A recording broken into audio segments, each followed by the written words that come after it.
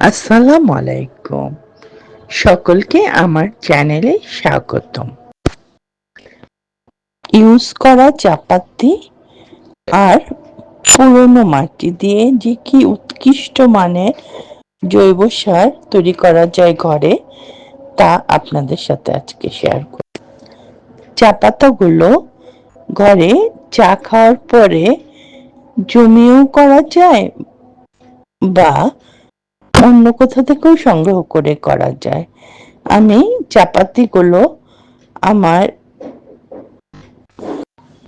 আমি চা পাতাগুলো আমার বাড়ির সামনের দোকানের চা মামার কাছ থেকেই সংগ্রহ করি।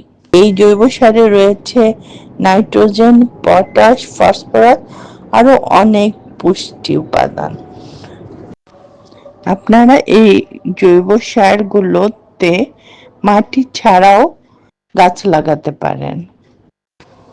এটা এই জৈব সারটি টবের জন্য খুবই উৎকৃষ্ট মানের সার হয়। যারা এখনো এই জৈব সারটি তৈরি করেননি, তারা আমার ভিডিওটা দেখে তাড়াতাড়ি তৈরি করে ফেলুন।